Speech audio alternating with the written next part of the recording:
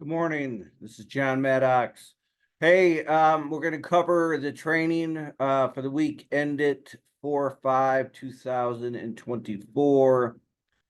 So after my last video where I was mentioning I was maybe pushing the hip development a little bit too much, trying to bring the hip strength back up after having the injury that took me out.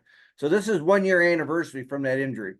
So about 2 years ago, did I say 1 year, 2 year anniversary of that injury? I was literally just trying to do some crunches on a seated crunch machine. And when I went to set, because it used to be against the wall in the gym, the seat collapsed. And then when I went to fall, because it's against the wall, I'm leaning into the machine. There's a pole, and that pole is what shot me up in my hip and knocked my hip out, my sacrum out, and then I watched my deadlift disappear over 6 months.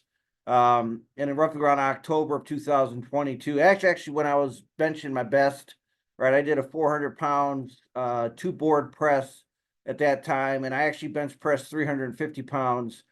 Then I had to take this time off because, and what was funny though is my squat didn't go down. So if my arms were back here, I didn't have any problem with my hip. As soon as I brought them forward, like in a deadlift movement, is when my hip would hurt. It's really the craziest thing. So my deadlift disappeared.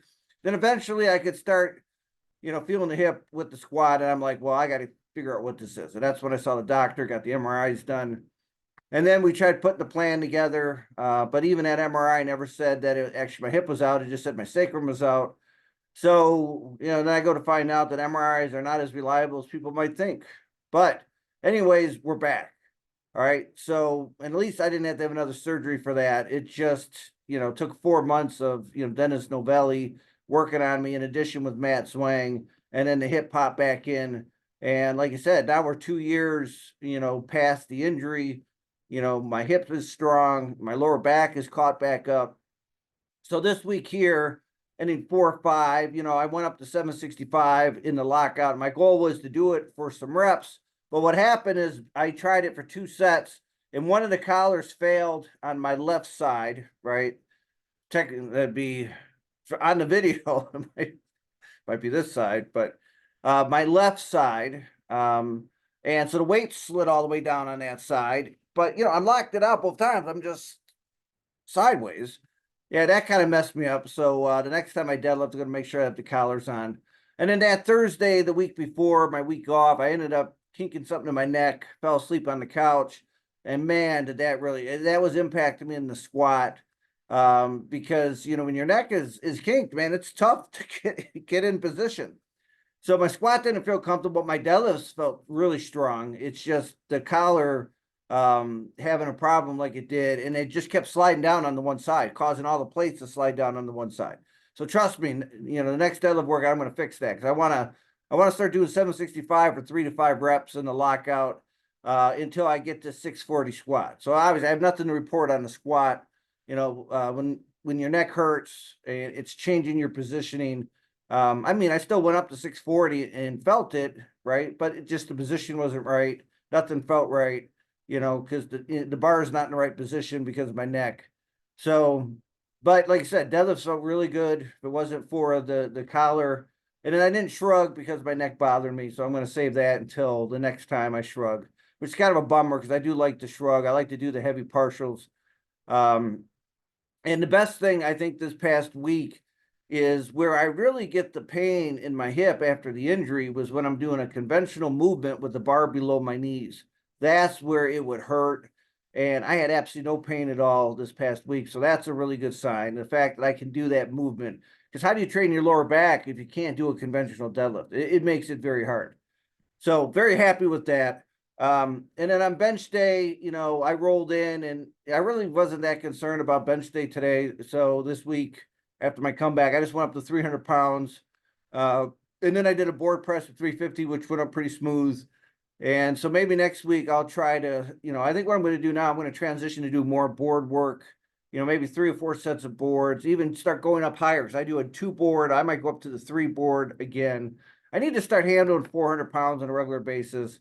And I need to start doing my form better. Right now I tend to just let my chest sink down. I'm not trying to, cut any distance out. I've been trying to do what feels natural and just training.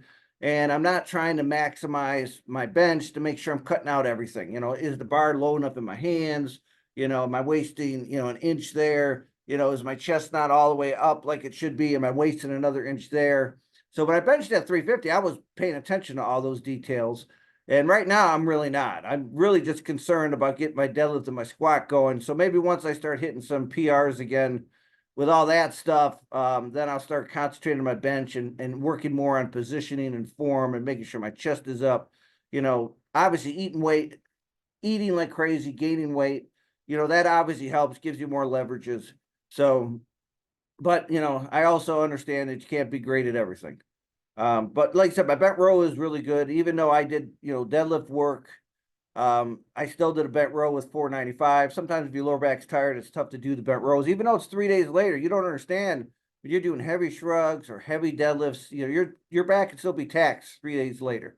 So, but I did do a bent row with 495 again. So, which was nice. But anyways, that's the highlights of this week. So hopefully on my next deadlift workout. So this week, training. So this is Monday.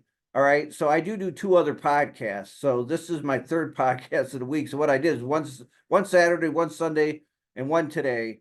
So tomorrow I actually train, and the neck, I finally got that back into place. So hopefully everything goes smooth. So I'm going to do a heavier squat after my going up to 640. I'm going to work on my heavier partial. I'm starting to cut that out of my deadlift workout now, because my deadlifts, I do way in excess of that.